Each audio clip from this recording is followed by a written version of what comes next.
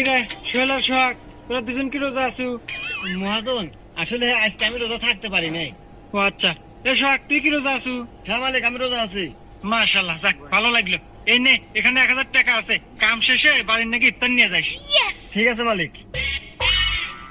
আচ্ছা, তাইলে দুইজন ভালোভাবে কাজ কর। আচ্ছা মহাজন, বস্তু ধর। তুই তো 2000 টাকা ভালো রে। আরে টিয়া তো তুইও পালো নি, মিথ্যা কথা বলি। মিথ্যা কথা কছো? তার মানে তুই রোজা নাই? আরে না পাগল, আমি তো রোজা নাই। কিরে, তোরা কেউ কি আজকে রোজা আছু? কি রে মালিক, আজকে পাইছে? আজকে আমি ভুল হলমু না, আজকে আমি মিথ্যাটা কমু, দেখতেছি তে আজকে কথা আছে। হ্যাঁ মহাজন, আমি আজকে রোজা আছি। আর সোহাগ তুই?